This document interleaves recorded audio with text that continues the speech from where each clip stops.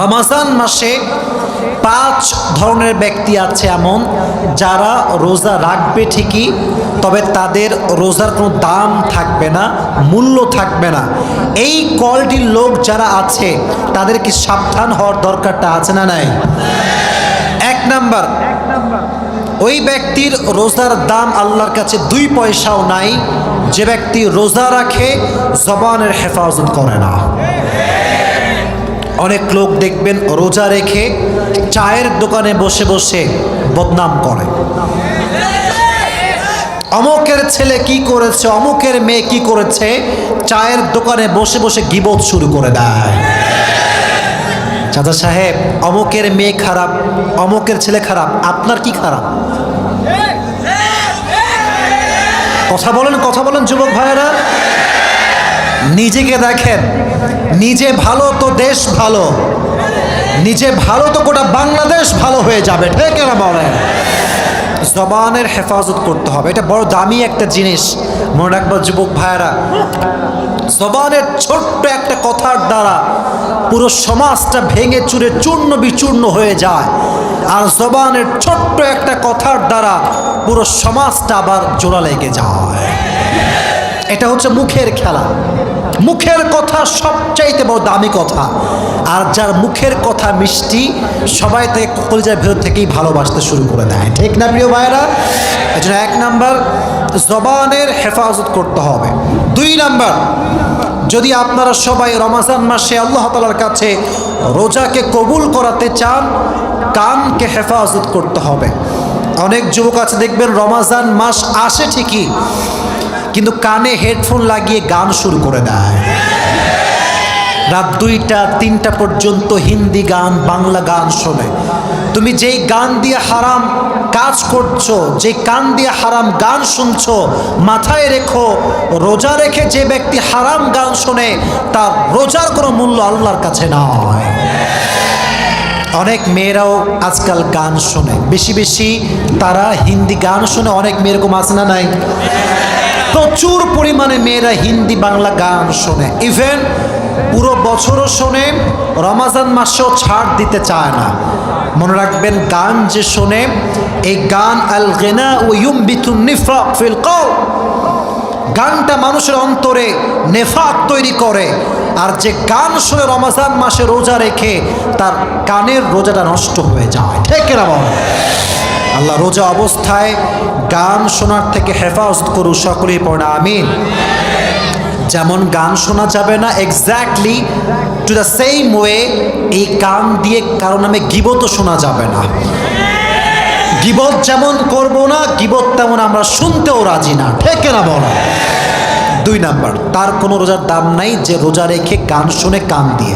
3 number, তার রোজার কোনো দাম আল্লাহর কাছে নেই যে রোজা রাখে ঠিকই বাট চোখ দিয়ে অশ্লীল ভিডিও দেখে, পর্নোগ্রাফি দেখে, রাস্তাঘাটে মেয়েদের দিকে চোখ তুলে তুলে তাকায়। চোখের হেফাজত করবে না যে, তার রোজার দাম আল্লাহর কাছে 1 পয়সাও হতে পারে। কুল লিল মুমিনিনা ইয়াগুযু মিন আবসারিহিম ওয়া ইয়াহফাযু ফুরুজাহুম। আল্লাহ রাব্বুল আলামিন বলছেন, হে নবী, আপনি আপনার উম্মতদেরকে বলে দেন, হে মুমিনরা, যখন তোমরা কোনো গায়রে মাহরাম নারীর দিকে চোখ উঠে যাবে, লোয়ার ইউর গেজ, চোখটা নামায় দাও, আর সকলেই পড়বা আস্তাগফিরুল্লাহ। এই চোখটা হেফাজত সবাই করবেন তো ইনশাআল্লাহ। রমজান মাসে যুবক ভাইদের সবচেয়ে বড় প্রবলেম, মেয়েদের সবচেয়ে বড় প্রবলেম কি জানেন? দেখবেন রমজান মাসে অনেক যুবক আছে, অনেক মেয়ে আছে, সারা রাত কিন্তু তারা ঘুমায় না। তারা ভাবে সাহারি করে ঘুমাবো, আর সারাটা রাত ইউটিউবে নাটক, সিনেমা, পর্নোগ্রাফি দেখে দেখে জীবন যৌবন নষ্ট করে ফেলে দেয়। রমজান মাস সামনে আসছে, আমরা চোখকে হেফাজত করবো, রাজি আছেন তো ইনশাআল্লাহ? 3 নাম্বার। 4 নাম্বার, সেই ব্যক্তির রোজার দাম আল্লাহর কাছে নেই যে রোজাও রাখে আবার মাস্টারবেশনও করে, হস্তমৈথুন করে, রোজা রেখে হস্তমৈথুন করে।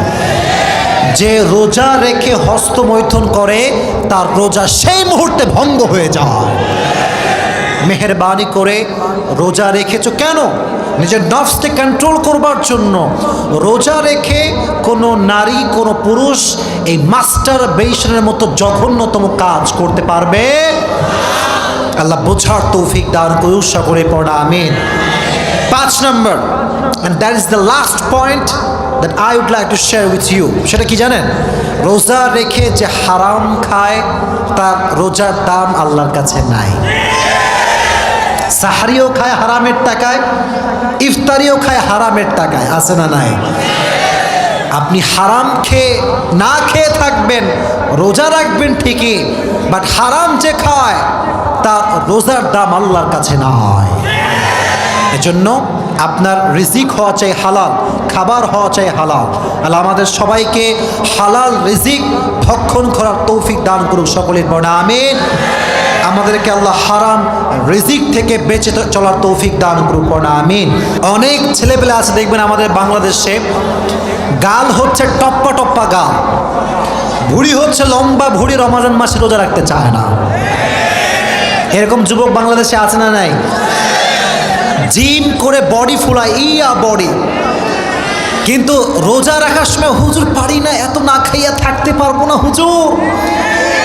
ওরে বাটপার, তুমি বডি বানাও, জিম করো, আর রোজা রাখতে পারো না, তোমার মতো কাপুরুষের সন্তান আর কেউ হতে পারে না। আজকাল তো সমাজে গাঁজাখোরের কোনো অভাব নাই। ইয়াবা, গাঁজা, কি যে একটা বাজে অবস্থা আমাদের সমাজের ভেতর হয়ে গিয়েছে, আপনার কোনো ধারণা নাই।